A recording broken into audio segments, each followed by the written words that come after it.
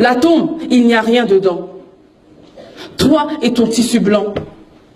Et la seule chose qui va te suivre, ce sont quoi? Tes actions. Pourquoi les actions? Pourquoi les actions? Car lorsque on va te mettre dans ta tombe et qu'on va t'enterrer, c'est là que va commencer la vraie vie.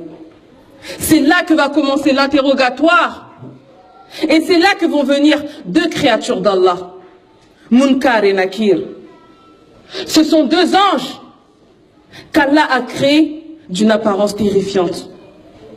Leur voix est comme le tonnerre et leurs yeux sont comme les éclairs. Et lorsque ces deux anges vont venir à toi, ils vont te poser seulement 3 questions. Ils vont te poser 3 questions. Man Rabbuk? Qui est ton Seigneur? Ma dinuk? Quelle est ta religion? Wa man rasouluk? Et qui est ton messager? Et le prophète alayhi salatu wassalam a dit, dans cette situation, il y aura 2 catégories de personnes.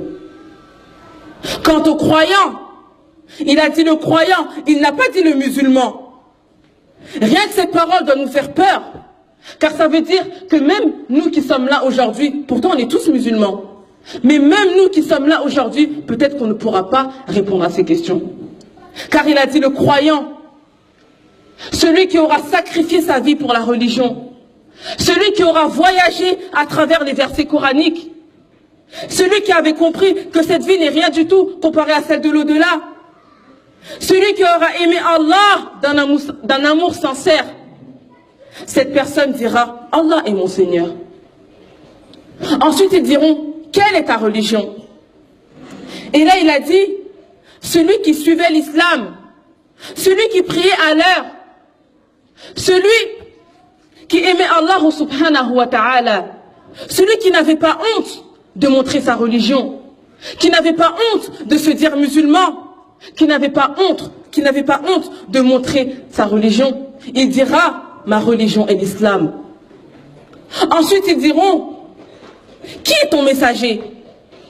Et là le prophète alayhi salatu wassalam il a dit celui qui suivait la sunna du prophète Mohammed sallallahu alayhi wa sallam.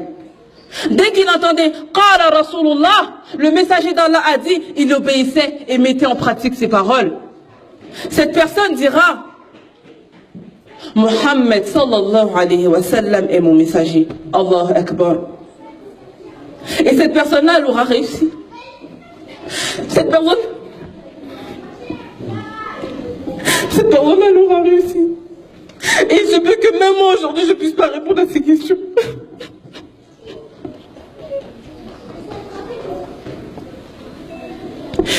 Cette personne-là, elle aura réussi. Et Allah subhanahu wa ta'ala ordonnera à ce qu'on élargisse sa tombe. Et que sa tombe soit une demeure du paradis. Qu'on lui ouvre une porte du paradis. Et à ce moment-là, il sentira l'odeur du paradis. Et cette personne-là, elle aura gagné. Mais le prophète alayhi salatu wassalam,